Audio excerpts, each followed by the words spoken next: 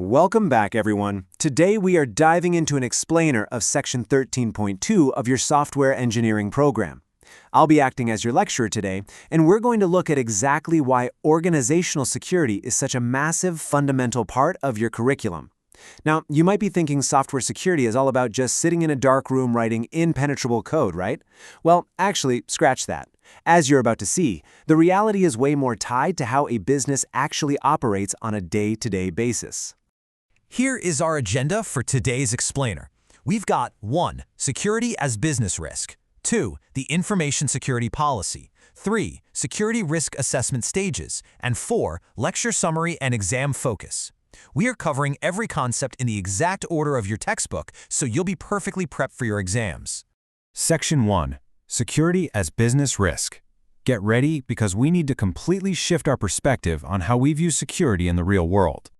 Okay, so students constantly make the mistake of lumping safety and security together. But to truly understand security, you have to contrast it with safety. This is an absolutely crucial distinction. Think about safety-critical systems, like the software controlling a passenger jet or an ICU medical device. There are strict laws governing those, right? Engineers are forced to protect human life regardless of what it costs. If they cut corners, they face massive lawsuits or even jail time. But security? Well, security is ultimately a financial business decision.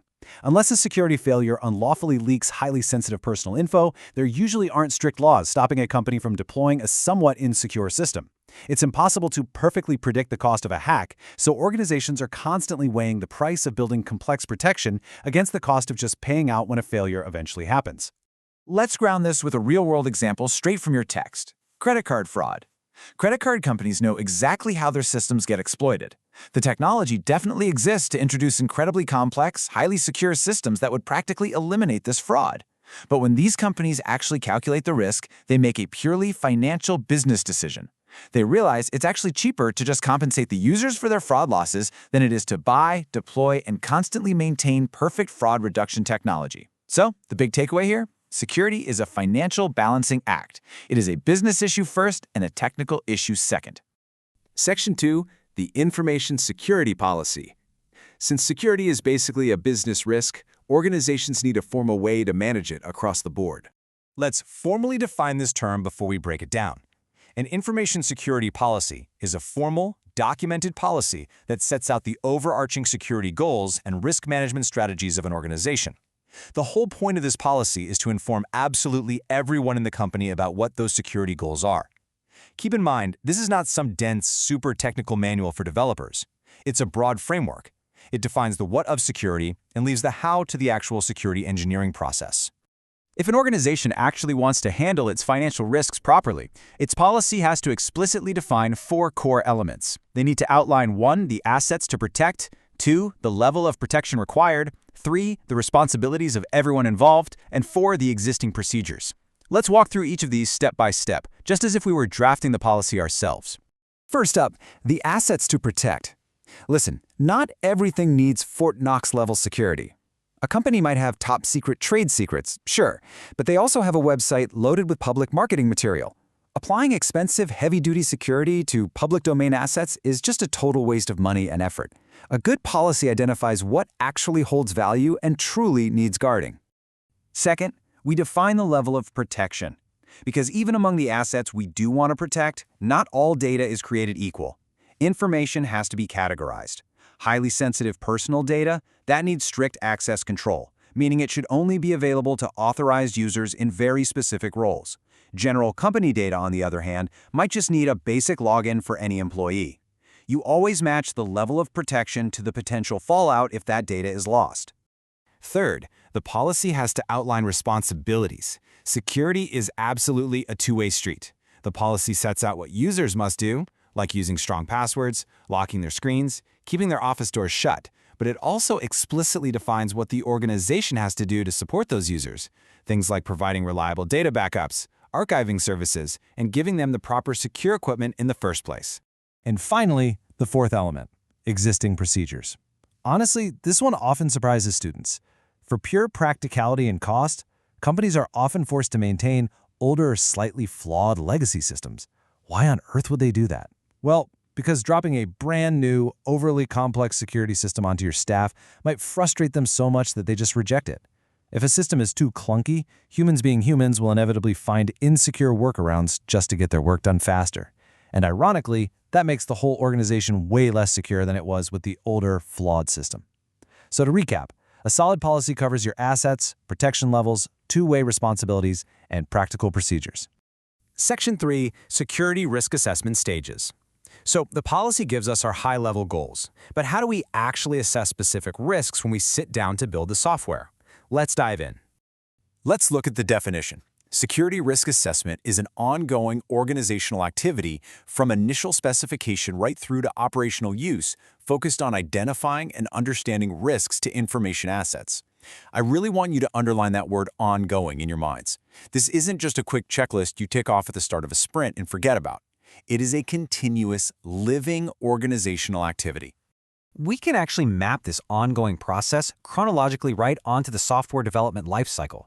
We break it into 3 stages. Stage 1 is the preliminary assessment. Stage 2 is the design assessment. And Stage 3 is the operational assessment. Let's see what goes down in each one. Stage 1, the preliminary risk assessment, happens before any detailed technology choices are made, well before a single line of code is written. At this point, we're looking at generic, high-level risks. We ask ourselves, what are the baseline security requirements here? And more importantly, looping back to our business risk concept, can we actually afford to achieve an adequate level of security for this system at a reasonable cost? Because if the answer is no, the whole project might get scrapped before it even begins. Once we've got our baseline and actually start building, we hit Stage 2, Design Risk Assessment. This happens during development. Now that we're writing the code, choosing specific databases, maybe pulling in some off-the-shelf software components, boom, brand new technical vulnerabilities pop up. For example, if you decide to use standard password-based authentication, you immediately introduce the risk of users sharing passwords. You have to constantly assess these specific new technical risks and update your requirements to mitigate them on the fly. And that brings us to Stage 3, Operational Risk Assessment. This happens after the system goes live. We built it, it's out there, but now we have to deal with how humans actually use it in the real world. Assumptions we made during design might be completely wrong. Think about a hospital setting. We might suddenly discover that nurses are constantly running off to emergencies and leaving their desks without manually logging out of their patient terminals. The operational risk assessment identifies that dangerous behavior, which forces us to add a new requirement, like an automatic timeout that locks the screen after a minute of inactivity. So remember the timeline: preliminary before we design while we build, and operational once we are live. Section 4, Lecture Summary and Exam Focus. Awesome job making it through the core concepts. Let's put our exam hats on for a second and summarize exactly what you need to take away from this explainer to ace your tests. I'd highly recommend you take a mental screenshot of this table right here. In your exams, you must be able to eloquently explain why security is treated as a business risk management issue. You have to know it's driven by the cost of protection versus the cost of a payout, unlike strict safety laws. You also absolutely need to list the 4 elements of a security policy. And lastly, you must be able to clearly describe the 3 chronological stages of risk assessment: preliminary, design, and operational. Lock those in, and you're going to do exceptionally well. So what's next in the textbook? Our next explainer is going to cover Section 13.3, Security Requirements. Today was all about understanding organizational risk, which is the necessary foundation. Next time, we're going to learn how to take those high-level risk assessments and translate them into concrete, actionable software requirements for our dev teams. But before we wrap up, I want to leave you with one final, kind of provocative thought. As software engineers, we love to obsess over code and complex cryptography. But think about this. The absolute best, most expensive technical security in the world is completely useless if an attacker can just walk into your building wearing a fake technician's uniform and plug a flash drive into the server room. Human engineering bypasses software engineering entirely. And honestly, that right there is exactly why continuous operational risk assessment is so incredibly critical. Thank you so much for joining me for this explainer, and I will see you in the next one.